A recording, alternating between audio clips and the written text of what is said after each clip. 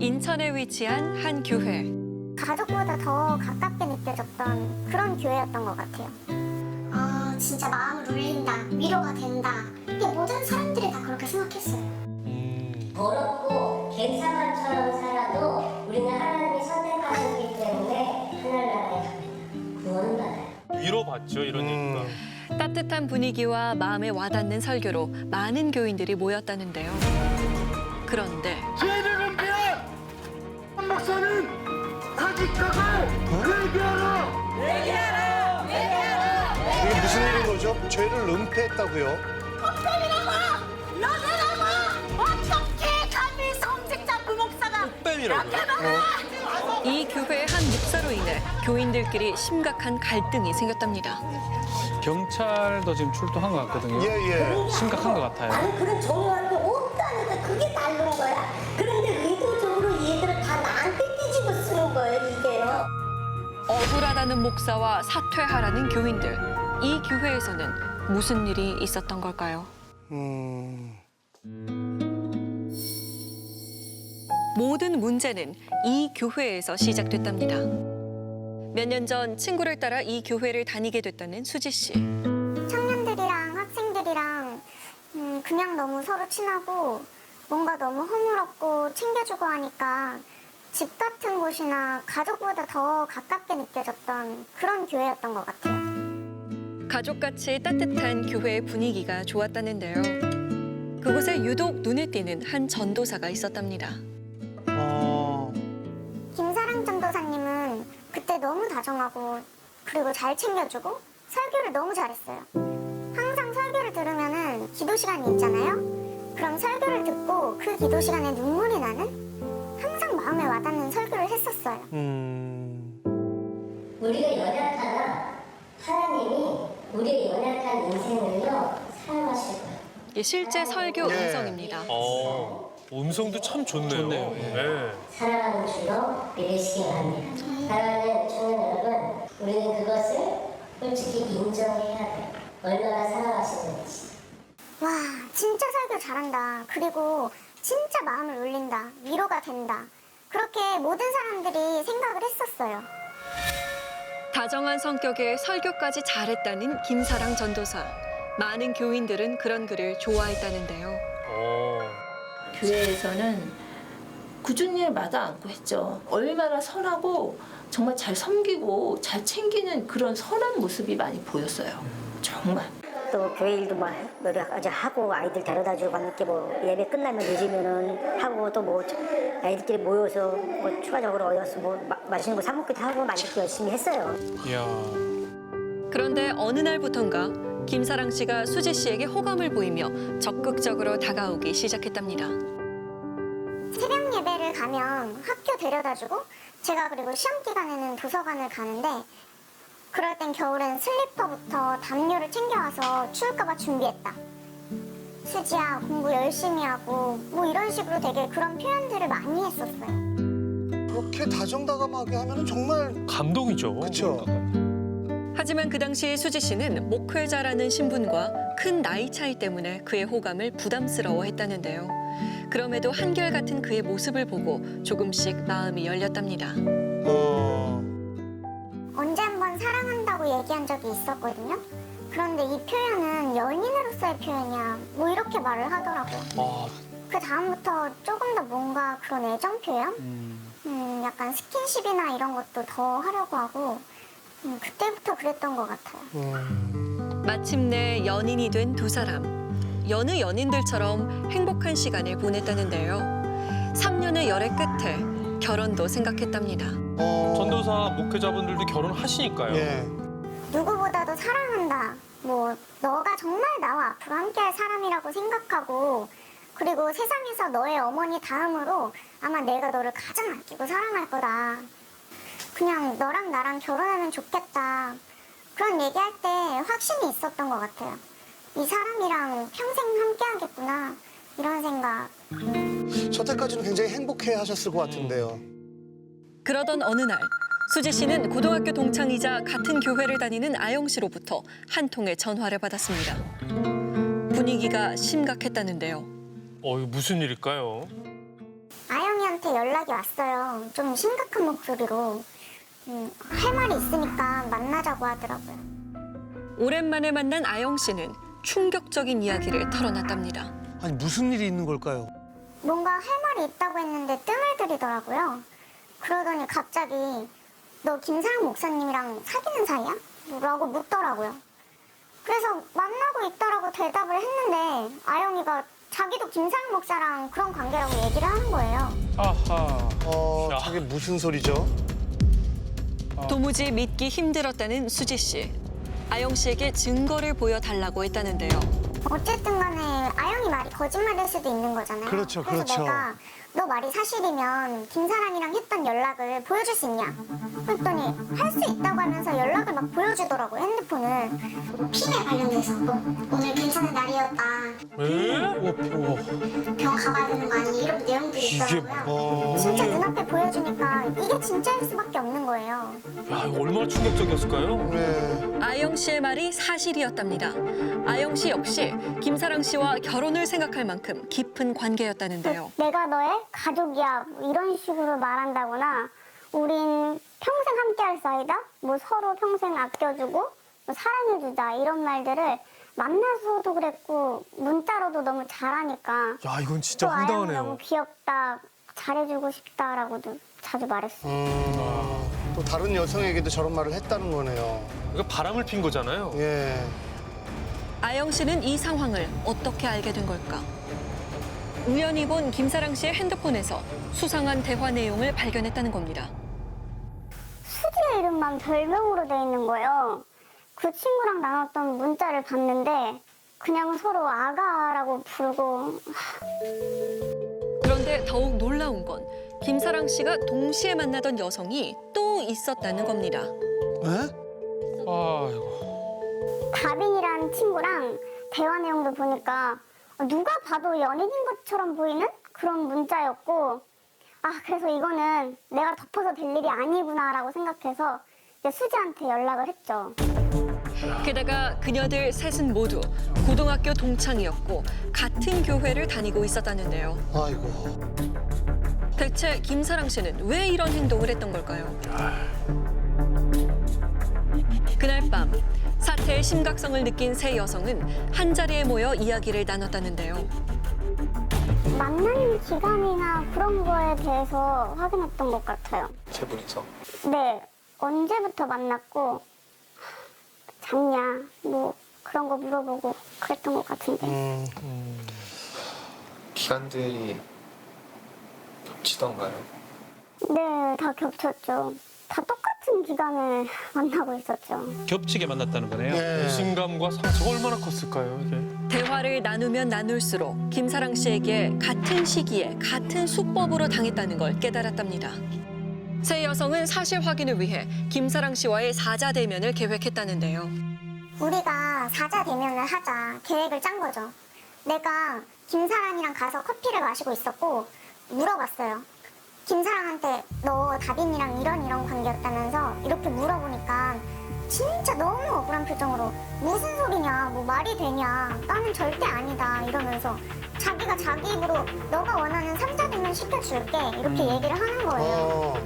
그래서 아 그래? 그럼 확인시켜줘봐 그러면서 제가 애들을 부른 거예요. 오, 완전 딱 걸렸네요. 어떻게 나올까요? 바로 지금 우리 같은 시간에 만났다는 지금 나 노력하는 거야. 근데 나 만나는 기간 좀 만났어? 3, 4년 전에 만나고 있던 거 맞아? 아니 맞으면 맞다 해줄래? 아이고 그게 다 맞지. 맞고 아니까 이게 모인 거잖아. 맞다는 거야? 그러니까 맞다는 얘기지? 그냥 어찌됐건 당연히 내가 잘못했고 이미 나는 돌이킬 수 없다는 걸 충분히 이미 다 인지하거든. 사자 대면 당시 김사랑 씨는 모든 사실을 인정했답니다. 너희들이 봤을 때 한 사람 내가 2명 동시에 관심이 있고 좋아하고 되게 이상하게 느끼겠지만 나도 너무너무 혼란스러운 부분이 분명히 있었어. 너무 합작스럽고 힘들고 네가 뭐가 허접하게 여자친구 이런 성격 아니야? 아니 그렇진 않았다고. 처음이라도 얘한테 소리가 있냐고? 성관계요? 아니 쓰면서 그렇게 말하는 건 어땠어? 하나님의 이름을 걸고 아니 안 죽으려고 돼요? 그녀들은 도덕적으로 문제가 있는 김사랑 씨에게 목회 활동을 그만둘 것을 요구했다는데요. 우리는 이런 사람이 하나님 말씀을 전하면 안 된다. 그게 제일 컸어가지고 우리가 네가 교회에서 설교하는 거를 볼 수 없겠다 얘기를 했었고 김사랑이 안 하겠대요. 설교를 안 하겠대요. 울면서 자기도 너무 잘못한 걸 알고 미안하다고 했어요. 그렇죠. 목회자는 도덕성이 중요하잖아요. 그렇죠. 그 자리에서 김사랑 씨는 잘못을 인정하며 교회에서의 모든 설교 활동과 그 지위를 내려놓기로 약속했답니다. 그런데 그 후로 저는 교회를 아예 안 나갔고요. 친구들은 교회에서 맡은 게 있었으니까 나갔는데 아니 안 한다고 했는데 아영이 말로는 청년의 수련회도 준비한다고 하더라고요. 아이고. 뭐 해결이고 뭐고가 아니라 평소랑 똑같이 했대요. 담임 목사인 아버지 밑에서 목회 활동을 해왔다는 김사랑 씨. 약속을 지키지 않았다는데요. 수지 씨는 그런 김사랑 씨의 모습을 보는 게 괴로웠고 성 문제를 상담해주는 목사님을 찾아가 모든 이야기를 털어놨답니다. 절대로 이건 사랑이 아니라고 생각합니다. 이건 철저하게 정말 더러운 성범죄라고 생각합니다. 예. 그 아버지가 담임 목사인 그 교회에서 완전히 그냥 쉽게 말해서 본인의 왕국이었던 거죠. 거기 안에서 이 여학생들을 그냥 유린한 거죠, 성적으로. 제가 굉장히 심각하게 봤던 건 미성년 때부터 그런 일이 있었다는 거죠. 예? 아니, 뭐라고요? 미성년 때부터 있었던 거라고요? 도대체 이 교회에서는 어떤 일이 벌어졌던 걸까요?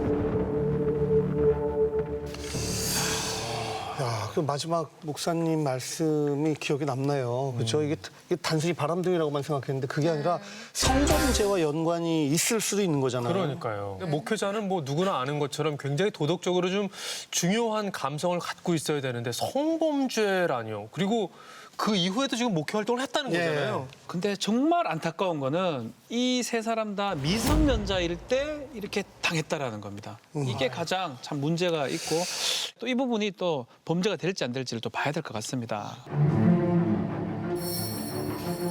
세 여성이 겪었던 일들이 성범죄라고 주장하는 정혜민 목사를 만나 이야기를 들어봤습니다. 그래서 저는 이것을 그루밍이라고 이야기하고 싶은 게 뭐냐면, 그러니까 교회의 어떤 목회자, 목사라는 그 지위를 활용해서 아이들한테 접근했던 그 방식이 너무나도 똑같았고, 단순히 뭐 남녀 간의 애정 문제라고 생각하기에는 동시다발적으로 미성년 때부터 그런 일이 있었다는 거죠. 그녀의 말에 따르면 세 여성이 겪었던 일들은 모두 그녀들이 중고등학생 때부터 시작됐다는 겁니다. 중고등학생 때요. 제가 이런 식의 관계를 안 가졌으면 좋겠다고 되게 여러 번 얘기를 했었거든요. 근데 그럴 때마다 진짜 제자라면 세상에 어떤 부분도 다 따라야 네, 한다. 이게 무슨 상식적으로 말이에요? 말이 안 되잖아요. 그렇게 미성년자랑 성인이랑 교제를 한다는 게. 근데 그 사람 모습이 너무 신실한 거예요. 그러니까 제 입장에서는 당연히 이 사람이 이상한 마음을 가지고 접근은 안 했겠구나. 그러니까 종교적인 이미지가 있으니까 그럴 수도 있죠. 그렇죠. 조금 이상한 부분은 있었지만 당시 목회자였던 김사랑 씨를 믿었다는 피해 여성들. 어떻게 이런 일이 가능했던 걸까요? 상대방이 가지고 있는 신분 때문에 기본적으로 상대방을 신뢰할 수밖에 없어요. 언제부터 이런 성적인 착취가 일어나게 됐는지, 초기는 어떤 상황이었는지 이런 것들을 전체 맥락 속에서 들여다보고 그루밍인지 아닌지를 판단해야 돼요. 그래서 그런 판단을 함에 있어서 제일 중요한 게 관계의 본질이라는 거죠. 두 사람 사이 관계의 본질. 목사와 신도는 연애하는 관계가 아니잖아요. 아니죠. 예. 목회자였기 때문에 더 쉽게 믿었던 것 같습니다. 목사는 성폭력을 당한 피해자들에게 사죄하라! 아들 김의 죄를 은폐한 목사는 사직하고 회개하라! 지금 시위를 하고 있는 거죠. 네. 어떤 내용인지 궁금한데요. 김 씨는 지금 어떠한 재판 중에 있습니다. 아웃라인 결과가 안 나왔어요. 그것은 그 본인의 문제이고요. 담임 목사님이 더 이상 사퇴하신, 우리가 전달한 내용을 하신 건 아니에요. 사건이 드러난 후 교인들끼리도 편이 갈리면서 갈등이 생겼다는데요. 무슨 이유 때문이었을까요? 오랜 기간 이 교회를 다녔었다는 한 교인은 충격적인 이야기를 털어놨습니다. 저는 결혼을 안 했기 때문에 1000명의 여자하고 자도 죄가 없어요. 이게 뭔 얘기예요? 간통죄도 폐지된 마당에 저는 죄가 없어요. 이러는 거예요. 등골이 오싹했죠. 남편하고 저하고 그 얘기를 듣고 그냥 이런 말을 그냥 아무런 생각도 없이 당연하듯이 얘기를 하는 거 보고 아 얘가 지금 제정신이 아니구나. 문제의 심각성을 깨달은 교인들은 바로 김사랑 씨의 아버지였던 담임 목사에게 이 사실을 알렸다는데요. 왜 너희들이 네가 목회하는 걸 방해를 하냐고 얘기를 했어요. 그러니까 자기 아들의 문제를 공론화를 하면은 목사에게 대적하는 거예요. 그게 그냥 무조건 덮어준다고 애를 위한 건 아니거든요. 그럼요. 그 당시 담임 목사는 아들인 김사랑 씨를 보호하려 했고 교인들끼리 사건의 진실을 두고 편이 갈리며 갈등이 생겼다는 겁니다. 아이들이 꼬셨다. 아이들이 뭐 하다못해 막 그런 꽃뱀이다. 막 이런 얘기를 하고 있으니 그냥 성폭력 아니래요. 연애래요. 동시다발적으로 했는데도 연애래요. 평소에 교회에서 따라 이랬던 애들이에요. 아이고. 목사가 피해자 아이들한테 따라. 얼마나 이게 씁쓸한 얘기입니까? 평소 딸이라고 부르며 피해 여성들을 살갑게 대했다는 담임 목사. 하지만 아들의 잘못을 덮기 위해 피해 여성들에게 더 큰 상처를 줬다는데요. 사랑이랑 관계 맺은 적 없다 해라. 너가 사랑이를 좋아해서 거짓말한 거라고 뭐 그렇게 말해라. 그래야 교회 지킬 수 있다고. 이게 너나 사랑이만의 문제가 아니다. 너가 우리 안 도와주겠다고 하면 너는 그냥 고등학생 때부터 성관계를 하는 여자가 되는데 괜찮니? 라고 하시는 거예요. 저 말씀은 좀 심한데요. 무슨 말이에요 이게? 피해 여성들의 입막음을 하려고 했다는 겁니다. 목사라는 분이 저렇게 말씀하시면 안 되죠. 딸이라면서 그럴 수가 있죠. 그런데 더욱 충격적인 건 김사랑 씨에게 당한 피해자가 더 있었다는 건데요. 아이고. 저희가 옛날부터 생각을 했을 때는 무조건 박정환은 아니야 생각을 했던 사람이었거든요. 근데 제일 아닐 거라고 생각했던 사람도 김사랑한테 당했다고 얘기를 하니까 그리고 정아 언니가 알고 있는 언니뿐만이 아니라 다른 피해자들도 있었고 사랑한다, 보고 싶다 뭐 이런 말도 그랬고 신체적 접촉 같은 것들이나 야한 농담 같은 것들 고등학교 2학년, 3학년 그때부터 좀 남들보다는 더 특별한 관계라고 느꼈던 것 같아요. 야. 신체적으로 접촉을 시작한 게 그때쯤이었던 것 같아요. 고등학교 2학년 여름 그때 처음으로 자기 성기를 만지게 했던 것 같아요. 이유 없이 그런 식으로 막 이렇게 떠난 여자 청년들, 여자 학생들이 많아서 그 친구들한테 다 전화를 해본 거죠. 나도 그랬어. 나도 그랬어. 실은 이런 엄청난 증언들이 다 쏟아져서 나오기 시작했고 저희가 충격적이었던 건 이 친구들이 그 시기가 다 똑같았다는 겁니다. 제작진은 중학교 때부터 김사랑 씨에게 피해를 당했다는 또 다른 피해자인 정아 씨를 어렵게 만날 수 있었습니다. 그런데 정아 씨는 뜻밖에도 놀라운 이야기를 전해주었는데요. 김사랑 씨가 사자대면 이후에도 이런 관계를 유지하려고 했다는 겁니다. 제가 제 발목을 잡지 마세요 라고 얘기를 했어요. 그런데 이 사람의 반응은 갑자기 왜 난리냐. 너가 기분이 상해서 그러네. 그러면서 계속 이렇게 얘기함에도 불구하고 계속 손을 잡으려고 한다거나 정말 아무런 죄의식이 없는 것 또 같은데요. 그렇게 하려고 했어요. 정아 씨는 사건이 드러나기 전까지 본인이 김사랑 씨에게 피해를 입었다는 사실도 몰랐답니다.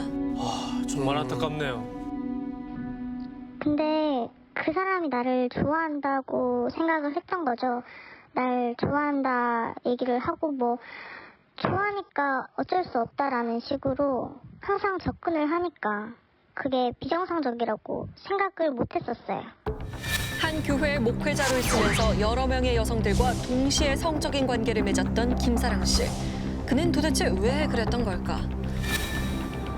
직접 만나 이야기를 들어봐야겠습니다. 안녕하세요. 목사님 되시죠? 뭐 여쭤보고 싶은 게 있어서 왔는데요. 마침 김사랑 씨의 아버지인 담임 목사를 만날 수 있었습니다.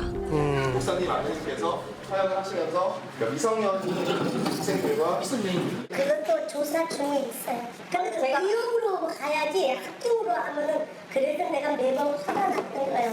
근데 우리는 어떤 성범죄가 나타나지 않는데도 불구하고 여론이 먼저 그루밍이다, 성폭력이다, 교회를 정말 온통 뒤집어 놓고 이게 아직 조사 중이라는 말만 반복했습니다. 거기는 억울하다고. 에? 거기 뭐가 있는 억울하다는 거예요? 사실하고는 같지 않는 부분이 그래도 법적으로 지금 하고 있잖아요. 그러면 거기에 대한 것은 기다려야 되잖아요. 그렇다면 사건을 덮으려고 했다는 의혹은 사실일까? 그런 일이 없었다고 얘기하라고 종용하셨는지. 그런 게 아니고 나는 그런 정황이 없다는 거야. 그게 다른 거야. 그런데 의도적으로 얘들을 다 나한테 뒤집어 쓰는 거예요, 이게요. 목사님은 그러면 네. 학생들한테 그런 일이 없었다고 얘기해야 교회를 지키는 거다라고 얘기한 적이 없으시다는 거예요? 그게 아니고 서로 의논과 대화하지 모든 걸 부인하라. 나는 그렇게 시킨 게 없다는 이야기요. 의논을 했을 뿐 강요하지는 않았답니다.